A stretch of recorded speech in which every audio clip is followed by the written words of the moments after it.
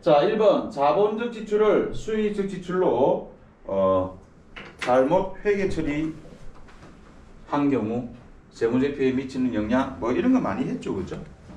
자본적 지출을 수익적 지출로 자본적 지출로 수익인데 이렇게 처리했대. 이렇게 잘못했죠? 오류 이렇게 했대. 자본적 지출이다. 이건 자산 처리했어야 되죠.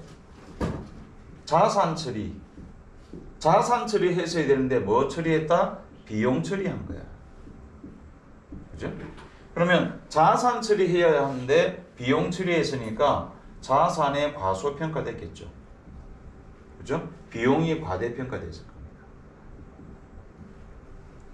자산 처리해야 되는데 비용 처리했으니까 자산이 과소, 비용이 과대. 비용이 과대면 이익의 반비례니까 과소가 되고요. 이익의 과소는 자본의 과소입니다.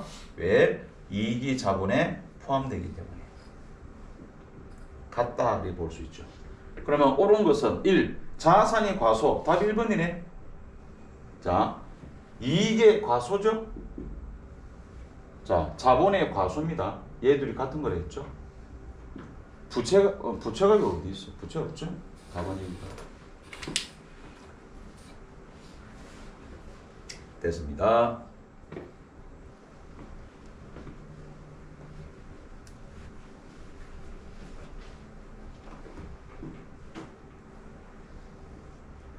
그 다음에 2번 문제. 2번 문제는 단가자산에 해당하지 않는 항목은 답은 1번이죠. 1번입니다. 이걸로 매출채권이라면 외상 매출권과 받으름이죠.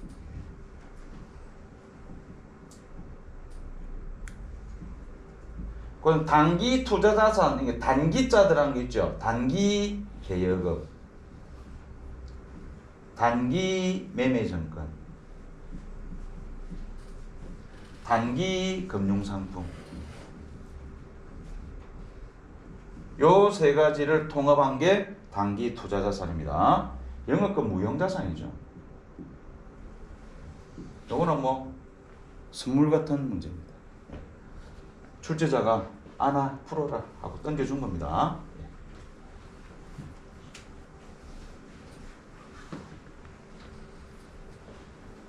그 다음 3번. 자, 회계 추정 나와 있습니다.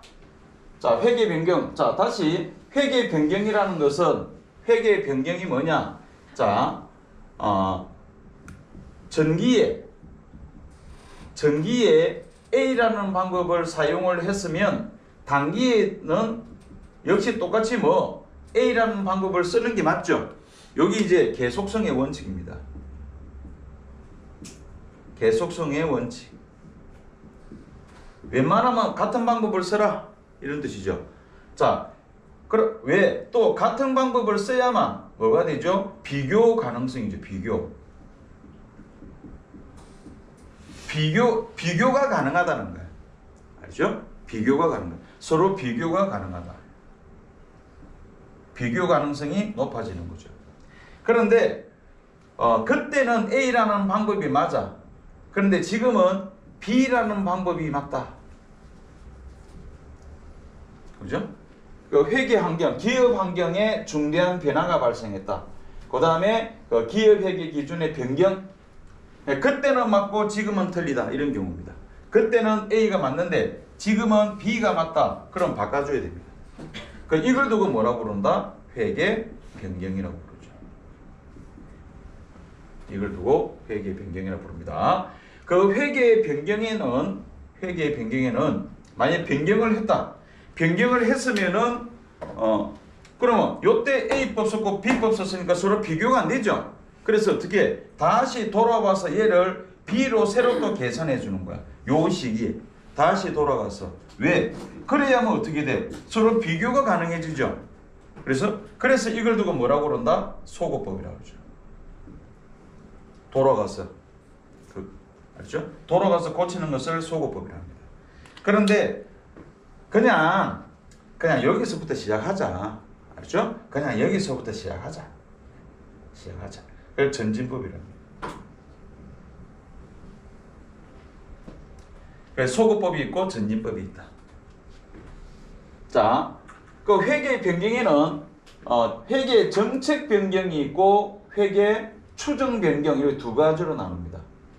여기서 추정 변경이 뭐냐면 우리가 이런 거 있죠. 추산하다 이런 얘기 있죠. 대표적으로 추산, 확실히 계산할 수 없는 것들이 있죠. 막 대충 계산하는 게 있잖아 사실. 어떤 것들이 있죠? 감가상각 이런 것들이죠.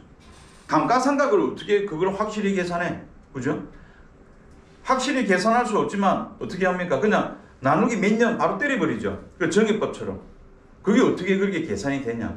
예, 그런 것들이 바로 뭐다? 추정 변경. 그런 것들이. 추정 계산하는 애들. 그러한 애들을 변경시키는 것들. 뭐 퍼센트를 바꾼다든지 예, 그러니까 그런 것들을 회계 추정 변경. 그러니까 주로 무슨 법이 바뀐다면 웬만하면 정책 변경으로 갈 수 있습니다. 그런데 이게 정책 변경이냐 추정 변경이냐 이 구분하기도 힘든 경우도 있습니다. 예. 자, 그러면은 추정 변경으로 봐라라고 예. 합니다. 그 정책 변경은 웬만하면 소급법 쓰고, 알죠? 돌아가서 예. 소급법 쓰고, 정책 변경은 예. 추정 변경은 막 그때부터 하자. 그때부터 하자. 소급 전진법이 되겠습니다. 그럼 거기 보면 회계 추정 변경에 해당하지 않는 것은 추정 변경. 추정 변경은 추정. 감가상각 같은 경우는 다 추정입니다. 이런 애들은 다 추정이죠. 아까도 얘기했지만 감가상각 자체를 확실히 계산할 수 있는 방법이 아니죠. 그죠? 예. 그 다음에 요 재고자산 평가 방법이라 되어 있죠. 자, 이 평가 방법은 얘는 정책 변경이 됩니다.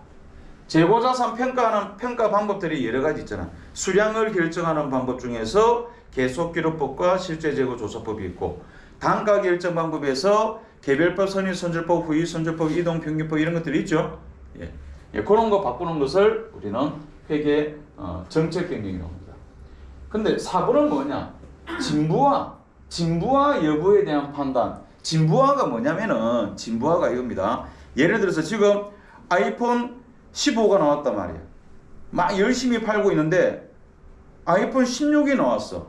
그러는 순간 아이폰 15가 어떻게 가치가 확 떨어지죠. 그런데 기능상 문제 있습니까? 문제 없잖아. 문제 없는데도 가치가 확 떨어지죠. 그런 것을 진부화라 합니다. 근데 그걸 어떻게 측정해? 그게 측정됩니까? 측정 안 돼. 대충 하는 거야. 그래서 얘가 뭐다? 얘는 추정이겠죠. 그죠? 그래서 얘 추정. 진부화. 자, 그런 걸 진부화라고 합니다. 이런 내용은 뭐 이렇게 내면 좀 어렵죠. 예. 기본적인 설명을 이해를 하고 그 다음에 회계 변경에 대해서 문제를 맞이해야 돼요. 어렵죠? 이거는 그 추정 변경은 추계 계산이죠. 추계 계산. 추정해서 계산하는 것들.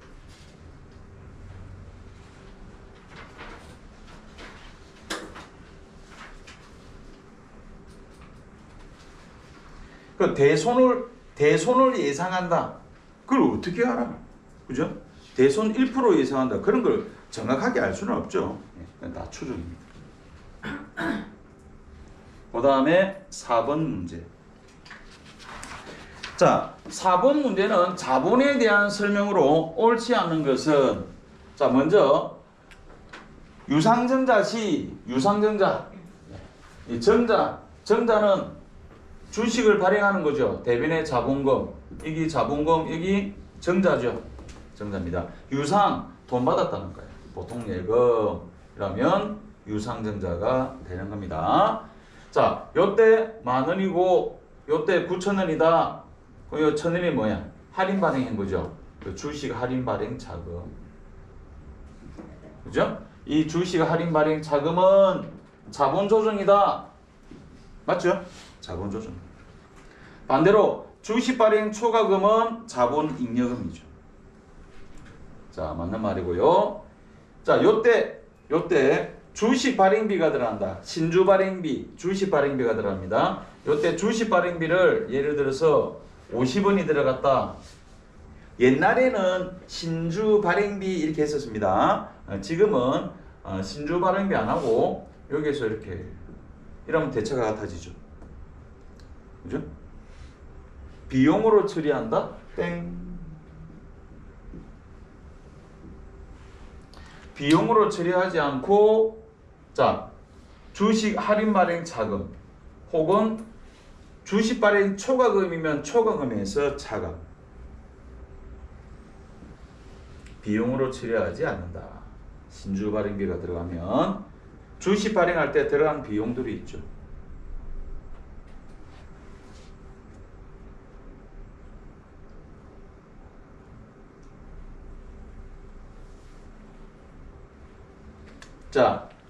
자, 이 말은 주식 분할. 이게 이제 뭐냐면은 원래 만주였는데 원래 만주고 주당 1,000원씩 그럼 얼마? 1,000만 원이죠. 그럼 한 주당 1,000원이잖아. 이거를 주식 분할 어떻게? 이거를 2만 주로 바꿔버립니다. 근데 금액은 그대로 10,000원입니다. 뭐가 바뀌어? 얘가 바뀌죠. 그죠? 얘가 바뀝니다. 액면가가 바뀝니다. 이 주식 분할입니다. 이 주식 분할입니다. 옛날에 삼성이 주식 한 주당 100만 원 이상 하고 막 이럴 때 있었습니다. 그때 주식 분할 많이 했죠. 그래서 금액을 막 맞췄죠. 지금은 얼마입니까? 4만 원? 절단이죠.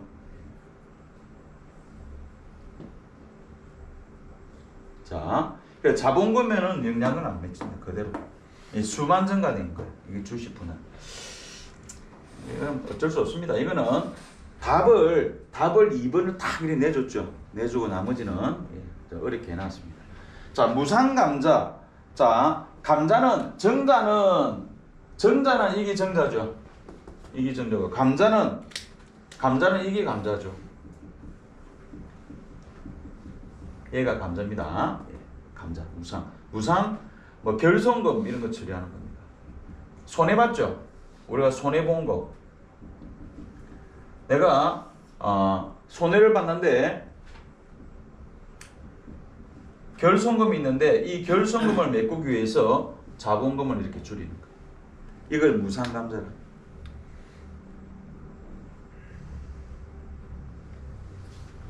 자, 무상감자는 주식 소각 대가를 주주에게 지급하지 않으므로 형식적 감자에 해당한다.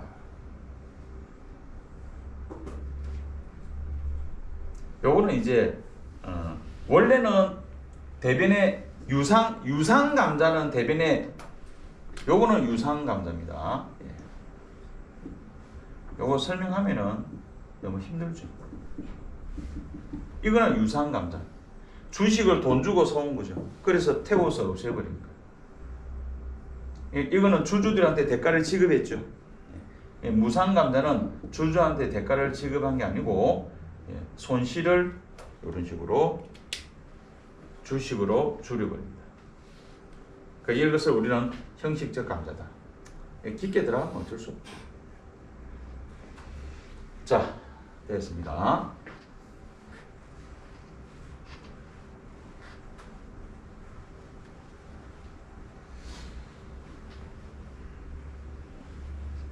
그 다음 5번 문제. 5번에 기말 재고자산에 포함해야 될 것. 기말 재고자산에 포함해야 될 것. 반품률이 높지만 그 반품률을 합리적으로 추정할 수 없는 상태로 판매한. 자, 앞에 거를 제외하고 판매했죠. 판매하면 이거는 우리 재고자산이 아닙니다. 그런데 반품률이 높대. 그냥 별 기대가 없는 거야. 팔려도 올 건 거야. 나한테 올 건 거야. 그런데 그게 추정도 안 된대. 합리적으로 추정도 안 된대. 그러면 올 거야. 팔아도 온다는 거죠. 나한테 온다는 거죠. 그래서 요거 200만 원 판매됐지만 판매된 게 아니라는 거죠. 돌아올 확률이 높다. 반품률이 높다. 그 추정도 할 수 없어. 그러면 돌아올 거다. 이렇게 보는 거죠. 여기다가 시성품, 요 시용 판매죠. 예, 시용 판매. 시용 판매가 뭐죠? 자, 고객들한테 물건 보내놓고 사용해보고 마음에 들면 연락 주세요. 이라는 거야. 자, 그래가지고 자 300만 원치를 뿌렸죠. 300만 원치 뿌렸는데 고객으로부터 100만 원이 연락 왔죠. 300만 원 뿌렸더니 100만 원 구매 의사를 표시한 거야. 그러면 200만 원 아직 구매 의사를 표시 안 했죠? 그 200만 원 그건 우리 겁니다. 돌아올 겁니다. 나한테. 마음에 안 들면 보내라 했으니까 오고 있을 수도 있어. 지금 재고자산입니다. 담보 제공은 매출 아닙니다. 예, 담보 제공은 매출. 이거 우리 겁니다.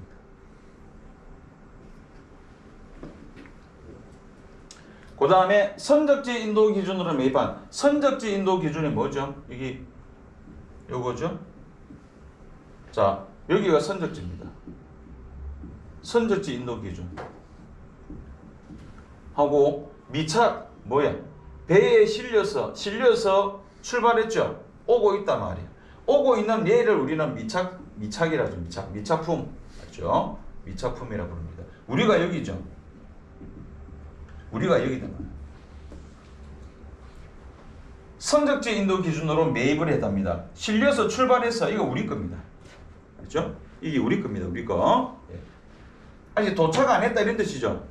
도착 안 했지만 이거 우리 거다는 거야. 요것도 나의 재고자산. 그러면 400, 800, 1700 답은 3번이 됩니다.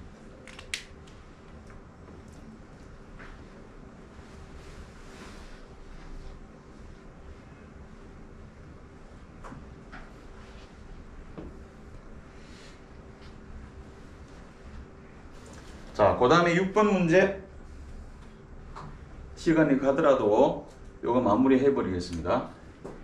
자, 원가에 대한 설명으로 옳지 않은 것은 자, 생산량이 증가합니다. 조업도가 증가합니다. 따라 단위당 변동, 단위당이죠. 변동 거꾸로죠. 변동은 뭐야? 고정, 일정하고 맞죠? 그죠? 맞습니다. 예.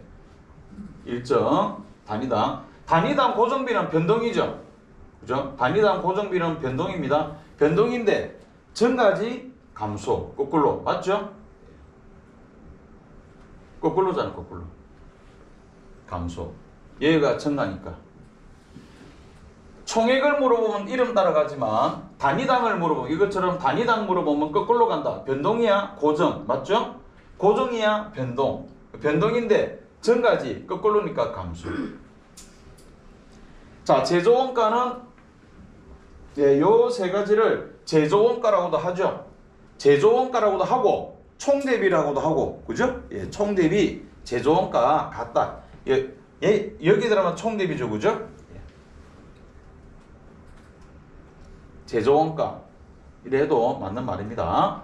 가공비는 이거 아니죠. 직접 재료비는 가공비 아니죠. 직접 재료비를 제외한 모든 것이죠. 차라리 얘 둘이는 직접 원가다 이렇게 하는 게 맞죠? 직접 원가, 기초 원가, 기본 원가, 기초 원가, 기본 원가 그렇게 하면은 맞는 말이 됩니다. 고정 원가랑 관계없이 총 원가가 일정하죠, 맞죠? 총 원가, 총액을 물어봤죠? 예, 총액을 물어봤습니다. 고정비는 고정하죠, 그죠? 고정. 그래서 뭐야? 고정비죠. 뭐가 틀렸죠? 3번이 틀렸죠.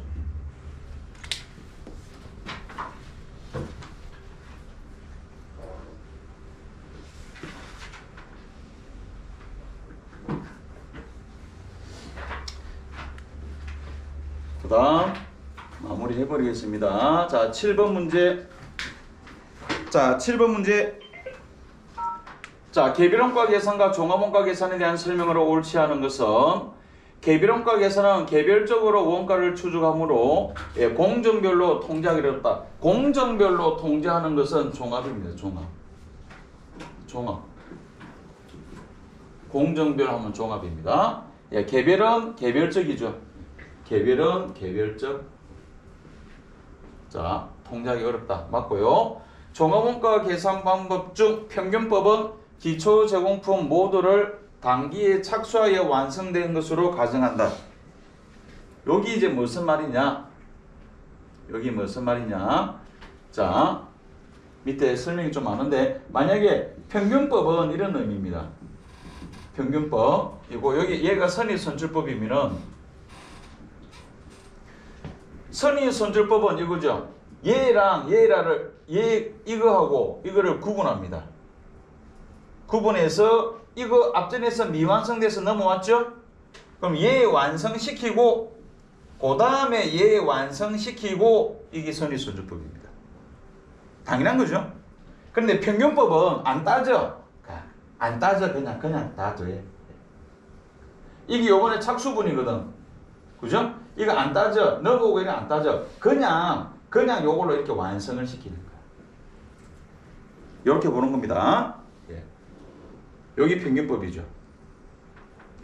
그래서 월말 제공품 산출할 때 요거죠. 요 기말 제공품을 산출을 할 때 자, 선의선출법은 요 기말 재고가 어디서 나와? 여기서 나오겠죠.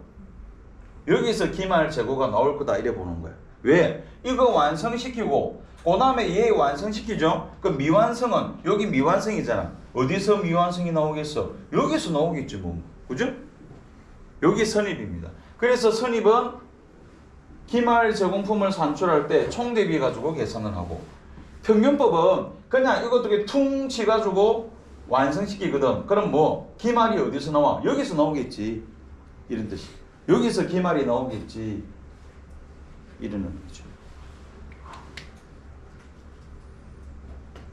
자, 그러면 조금 전에 아까 저 2번에 평균법은 기초 제공품 모두를 단기에 착수하여 완성한 것으로 간주한다. 예. 그러니까 기초를 안 보고 요번에 착수분하고 같은 걸로 본다는 거죠. 기초를 안 보고 요것처럼 기초, 착수 구분 안 하고 그냥 요 착수랑 같은 걸로 본다는 거예요. 그런 의미입니다. 말이 좀 어렵죠. 그 다음에 3번 종합원가 계산 적용할 때 기초 제공품이 없다면 평균법과 선의선출법 계산의 차이는 없다. 맞습니까? 맞죠? 평균법하고 선의선출법 얘 둘이가 기초가 없다면 기초가 제로면 같죠? 앞에서 보면 기초가 빵이래 같잖아. 여기서 기초가 빵이래 같잖아.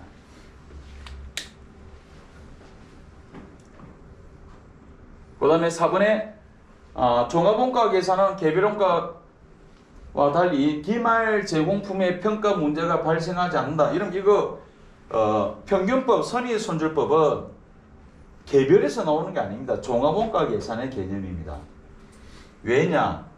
개별원가 계산은 정확하게 완성, 미완성을 딱 보면 압니다. 딱 보면. 어떻게 딱 보면 아느냐? 개별원가 계산은 요런 스타일이죠. 개별원가 계산은 요번에 주문이 3개가 들어와 있고 제품을 지금 요 3군데에서 제품을 쫙 이렇게 만들고 있는 거야. 이렇게 제품을 쭉 만들고 있는 거야. 그 만약에 조선소다. 제품을 만들고 있는 거야. 하나, 둘, 셋. 주문이 3개가 들어왔네. 제품을 만들고 있는 거야. 완성된 거는 제품이고, 그죠? 지금 계속 만들고 있는 것은 미완성이죠. 이건 딱 보면 아는 거야. 그런데 종합원가 계산 같은 경우는 어떻죠? 종합원가 계산 같은 경우는 라인이 쭉 나오는데 여기를 통과하면 완성이고 요 위에 물건들 막 쌓이가 있죠. 얘들 미완성이죠. 얘들이 제공품이잖아. 제공품. 이걸 어떻게 계산해? 사실 계산하기 힘들죠. 그러니까 대충 퉁쳐서 계산하는 거예요. 기말 제공품은. 자, 그래서 종합원가 계산은 기말 제공품 평가가 발생합니다. 그래서 답은 4번이 틀렸다라는 겁니다.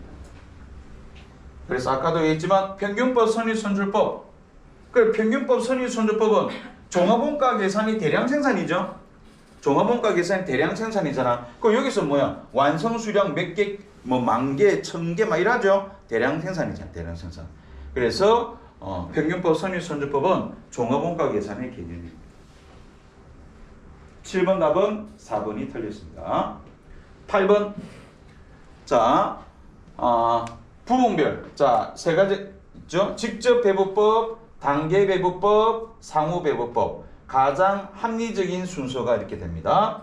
자, 직접은 단순하죠. 왜? 그게 뭐야? 제조 부분에만 배부를 해버리거든. 아주 단순합니다. 그런데 단계나 상호는 보조 부분에도 배부한다. 상호는 완전히 배부하고 단계는 일부만 배부를 합니다. 그래서 상호는 완전히 배부하기 때문에 복잡하다. 연립방정식법 복잡하다. 얘는 단순하다. 자, 얘들은 일부 배부한다. 얘는 무시한다. 그 단계는 순서를 중요하게 여기고요. 그 다음에 상호와 직접의 절충 방법이다. 자, 옳지 않은 것은 상호는 용역 수수를 완전히 반영한다. 맞고요. 단계는 전혀 반영하지 않는다. 틀렸죠. 일부 반영한다. 일부 반영이죠. 전혀 반영하지 않는 것은 직접 배부법이죠. 그죠? 틀렸습니다. 그 다음에 직접 배부법은 전혀 둘이 같이 나와 있네. 그죠? 그럼 답 둘 중에 하나겠네. 4번에 어떤 방법을 쓰더라도 이익에서는 변화도 없다. 알죠? 차이가 없습니다. 예, 어떤 방법을 하더라도 차이가 없다. 차이 없다. 그런데 여기서 순서에 따라서 차이가 있다. 이 차이가 두 군데가 나옵니다. 차이가 두 군데서 여기서도 차이가 있고 여기서도 차이 있는데 우리가 단계 상호 직접 얘들은 제조간접비 1,000원을 가지고 요렇게 배부하거든요. 결국은 제조간접비 1,000원을 가지고 계산하는 겁니다. 그러니까 그 똑같은 1,000원 가지고 배부하는 거예요. 그 안에서는 차이가 있지만 큰 차이는 없다. 왜? 1,000원 가지고 계산하기 때문에 차이가 없다. 그런데 단계 배부법은 누가 먼저 배부하느냐 그 안에서는 차이가 있습니다. 그러나 합치면 1,000원이야. 전체 1,000원 가지고 계산하기 때문에 전체는 차이가 없다. 여기서는 차이가 있다. 차이 있다 없다. 두 군데서 나오죠. 그래서 답은 2번이 틀렸습니다.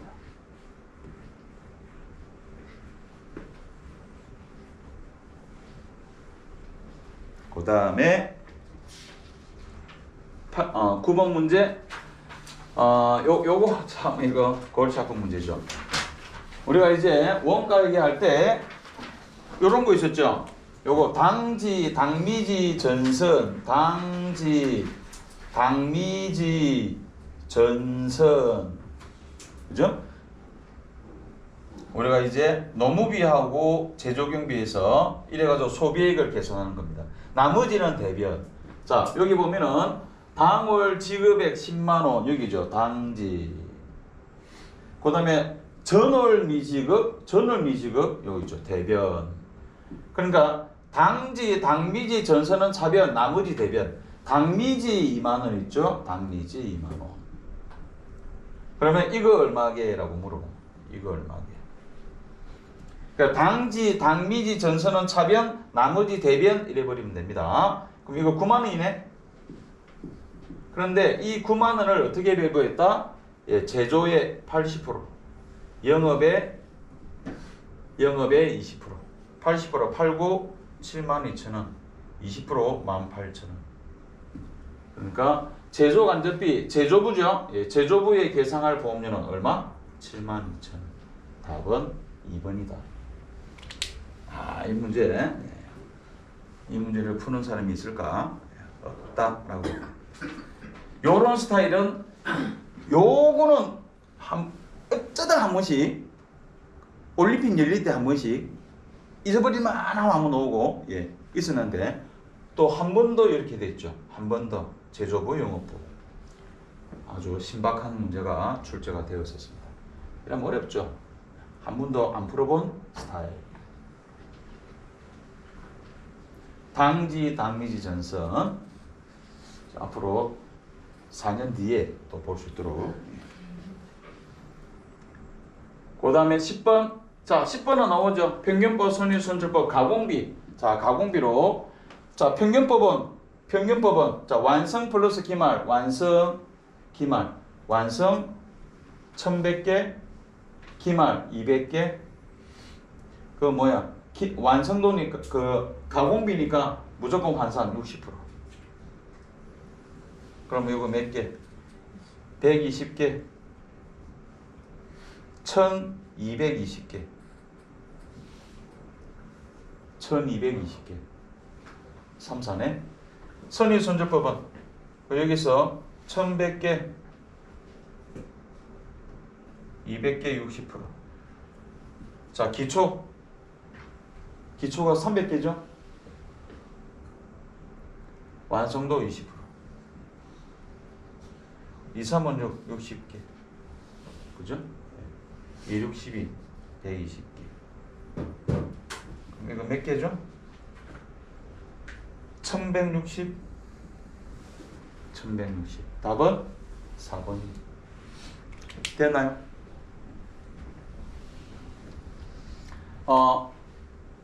뭐야? 착수죠? 착수니까 위에는 환산 안 하면 되죠? 그 위에 재료비는 환산 없이, 퍼센트 없이 그냥 수량만 올려서 구하면 됩니다.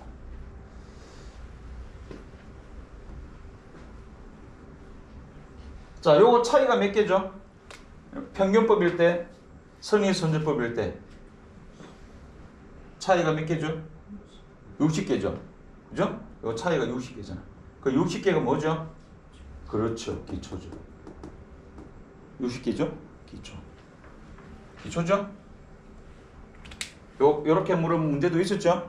평균법과 선의선출법의 차이는 몇 개에게? 그러면 계산하지 말고 기초만 계산하면 됩니다. 2, 3은.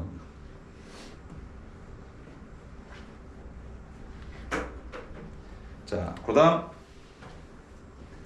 11번 문제. 과세,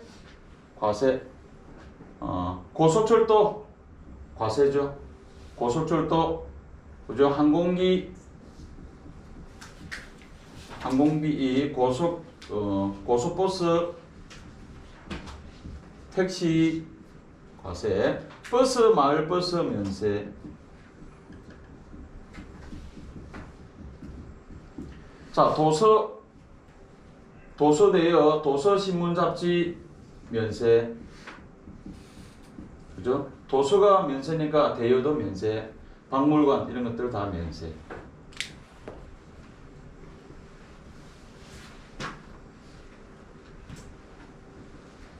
여기 이때까지 12번 문제. 부가가치세 매입세 공제가 가능한 경우.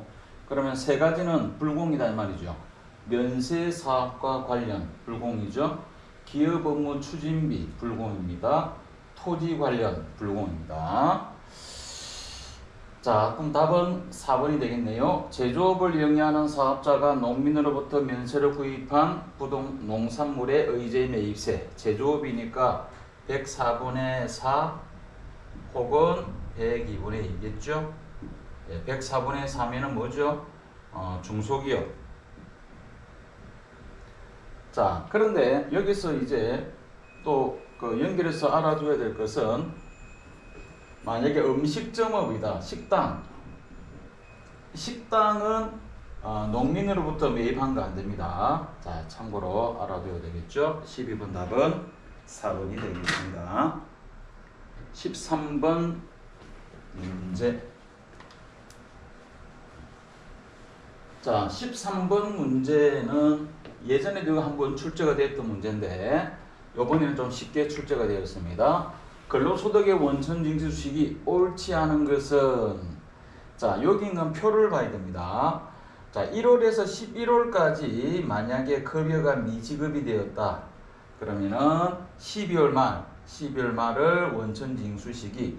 그럼 만약에 급여를 지급 안 했다. 그러면 12월 말 원천징수 시기로 보고 1월 10일까지 원천징수세 납부해라 라는 뜻이 되고요. 12월은 2월 말이 됩니다. 자, 5월달 월급을 5월 30일에 지급했다. 이거는 이제 정상적이죠. 그럼 5월 31일이 원천징수, 다음 달 10일까지 납부하면 되고요. 7월달 급여를 8월 10일 지급하죠. 그러면 8월 10일 원천징수 시기가 되죠. 그래서 다음 달 10일 납부하면 됩니다. 11월달 급여를 1월 31일 날 지급했다. 1월 31일 지급하면 11월 달이다. 그러면 언제? 12월 말 됐죠? 네. 그런데 12월 달 기속급여를 3월 31일 미지급 늦게 지급했죠? 그러면 12월이면 언제? 2월 말. 그죠? 2025년 2월 말을 원천 징수 시기로 보는 겁니다. 자, 1번, 2번은 정상이고요. 3번, 4번은 미지급되었죠. 그죠? 미지급되었습니다. 그래서 1월에서 11월까지는 12월 말을 원천 징수 시기를 보고요. 12월 거는 2월 말에 원천 징수 시기로 본다. 자, 답은 4번이 되겠습니다.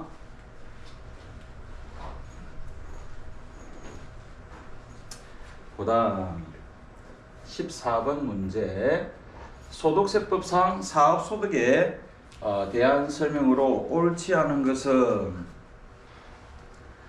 자, 간편장부 대상자, 우리가 간편장부 대상자와 복식부기 의무자가 있습니다. 자, 요거는 업종별 그 기준금액을 초과하면 복식부기 의무자고, 복식부기 의무자면은 재무제표를 다 만들어내야 된다. 그런데 간편장부 대상자는 말 그대로 복식부기 의무자처럼 재무제표를 만들지 않아도 된다. 그 기준금액 이하인 자 간편장부 대상자라고 합니다. 간편장부 대상자의 사업용 유용자산 처분에 인한 발생한 이익은 사업소득에 해당한다. 이거는 간편장부 대상자는 경비율을 이용을 합니다. 그래서 이거는 수익으로 하지 않는다. 복식부기 의무자일 때 얘기를 하는 겁니다. 1번이 틀렸고요. 자, 국세, 환급금, 가산금은 총수익금액에 산입하지 않는다. 자, 이게 뭐냐면은 우리가 세금을 그 세금이,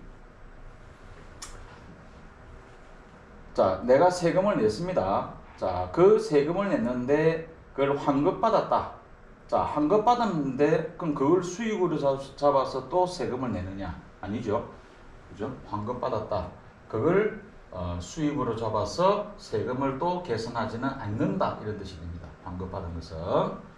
그 다음에 거주자가 재고자산을 가사용으로 소비하는 경우 그 소비 지급한 때의 가액을 총수익금액에 산입한다. 사장님이 회사 물건 가져가서 가사용으로 소비했다. 그거 수익금으로 처리해버립니다. 자, 그 다음에 부동산 임대와 관련이 없는 사업소득. 자, 우리가 사업소득에는 부동산 임대와 관련이 있는 사업소득과 관련이 없는 사업소득, 이렇게 두 가지가 있죠. 두 가지가 있습니다. 그때 만약에 2월 결손금이 발생했다. 부동산 임대와 관련이 없는 사업소득의 2월 결손금은 다른 소득에서도 뺄 수가 있는데, 부동산 임대에 관련된 사업소득의 2월 결손금은 그 소득에만, 부동산 임대 소득에서만 여기만 공제가 가능하다. 그죠? 여기에서만 공제한다.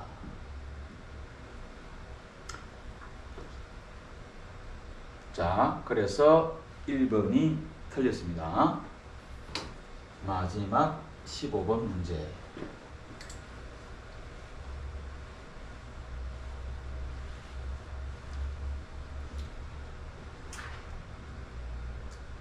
자, 소득세법상 종합소득 공제 및 세액 공제에 대한 설명으로 옳지 않은 것은, 거주자의 직계존속이 주거 형편에 따라 별거 있는 경우 생계를 같이 하는 것으로 본다. 따로 같이 안 살아도 된다고 그랬죠. 예, 직계존속 같이 안 살아도 됩니다. 그래도 부양가족에 해당이 된다. 장학금을 받았다. 장학금 받으면 어떻게 해라? 빼라 그랬습니다. 교육비 세액 공제에서 뺀다. 배우자가 있는 여성은 배우자가 별도의 소득이 없는 경우에 하나요? 아닙니다. 배우자가 소득이 있든 없든 상관없습니다. 부녀자 세액 공제를 받을 수 있죠. 50만원. 그 다음에 5번에 맞벌이 부부 중 남편이 계약자이고 피보험자가 부부 공동인인 보장성 보험의 보험료는 보험료 소액 공제 둘 다 받을 수 있다. 그래서 답은 3번이 틀렸습니다.